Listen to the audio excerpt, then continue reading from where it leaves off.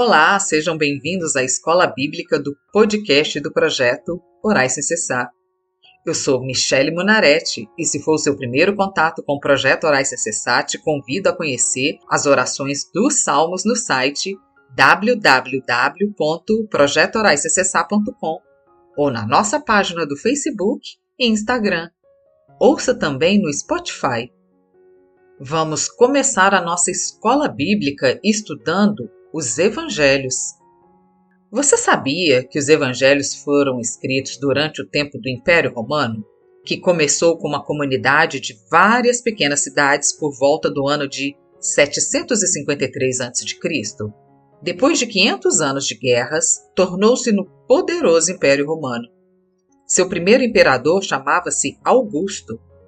Jesus nasceu durante o reinado de Augusto. O nome dele era Caio Júlio César Otávio Augusto. Ele reinou entre os anos de 31 a.C. a 14 d.C.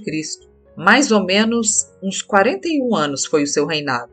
Ele foi citado no livro de Lucas, no capítulo 2, versículo 1, o nascimento de Jesus.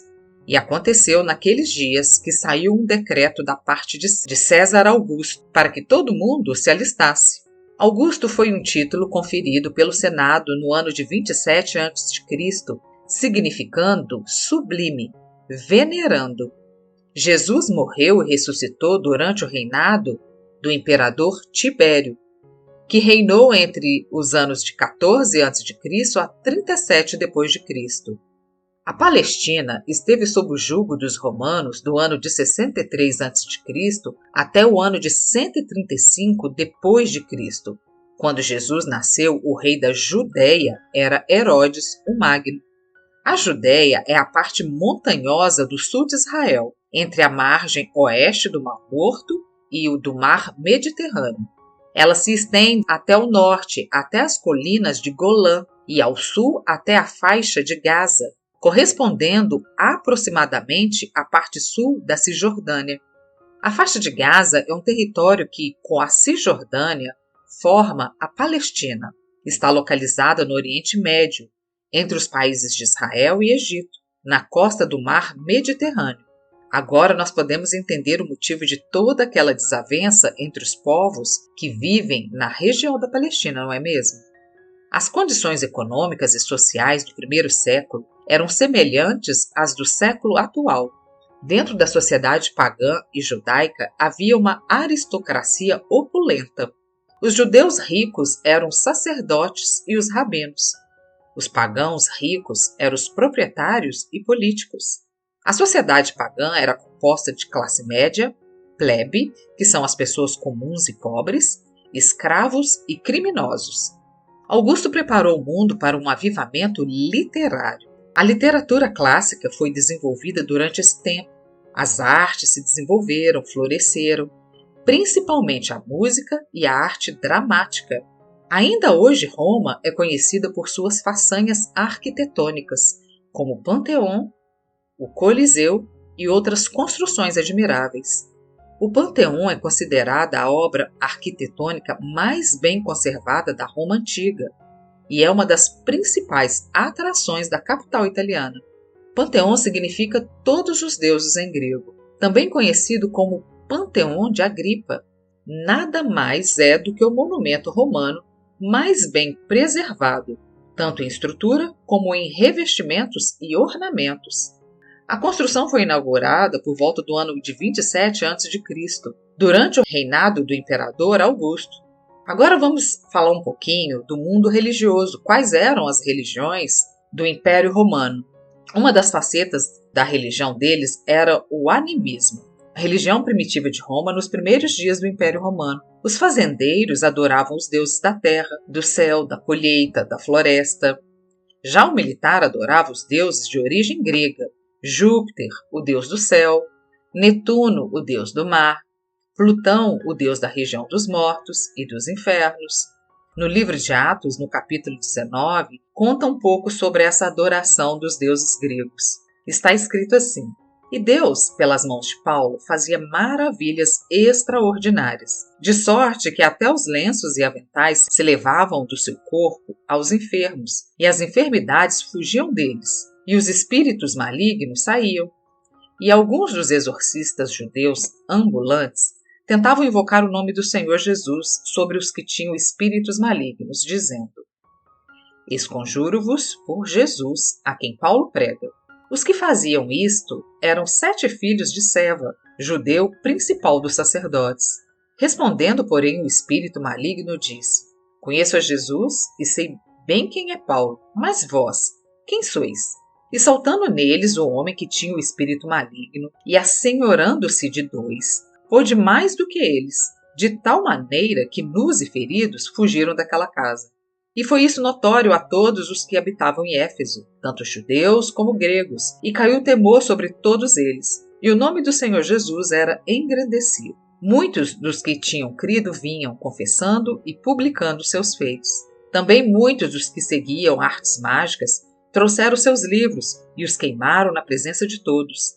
E feita a conta do seu preço, acharam que montava a 50.000 peças de prata. Assim, a palavra do Senhor crescia poderosamente e prevalecia.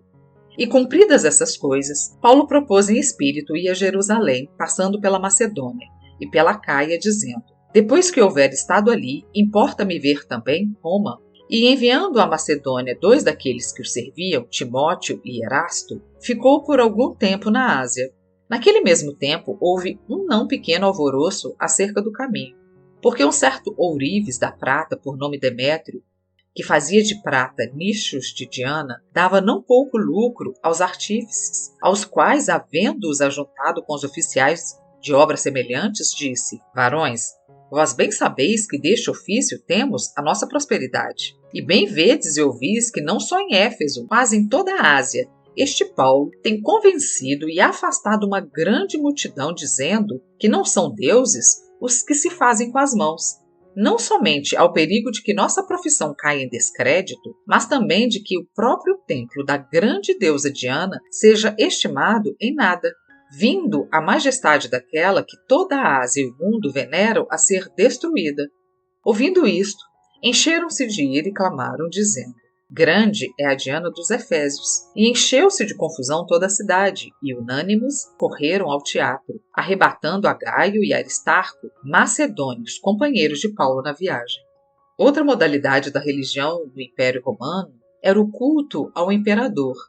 Muitos veneravam o imperador, davam-lhe nome de deuses e consideravam-os, em alguns casos, como os próprios deuses. Os cristãos repeliam esse tipo de adoração. Por não participarem do mesmo, eram violentamente perseguidos. No livro de Apocalipse, no capítulo 2, conta essa história sobre a perseguição dos cristãos devido ao culto ao imperador. Está escrito assim: E ao anjo da igreja que está em Pérgamo escreve: Isto diz aquele que tem a espada aguda de 2 fios. Eu sei as tuas obras e onde habitas, que é onde está o trono de Satanás. Alguns estudiosos, porém, consideraram mais provável que o trono de Satanás estivesse associado ao culto imperial. No ano 29 a.C., foi concedida aos cidadãos de Pérgamo a permissão para erigir um templo a Augusto. Daí vem o culto ao imperador. Outra modalidade da religião do Império Romano era a religião mística. Eles adoravam pessoas falecidas, sendo consideradas como deuses. Mantinham uma fraternidade em que o escravo e o seu amo, o rico e o pobre, podiam unir-se como pessoas pertencentes ao mesmo nível. Outra modalidade era a prática do ocultismo. Semelhante às religiões místicas, observavam credos e ritos misteriosos, praticavam magia, prediziam o futuro através de exame das entranhas de animais abatidos e através de certas aves. Para eles, o mundo estava cheio de espíritos e demônios, que através de fórmulas mágicas eram chamados e recebiam ordens para cumprimento de determinadas missões. Por hoje é só. Acompanhe as próximas aulas do Escola Bíblica do Projeto Orais Sem Cessar. Sejam bem-vindos e acompanhem às segundas e quintas-feiras o projeto Orais Sem Cessar.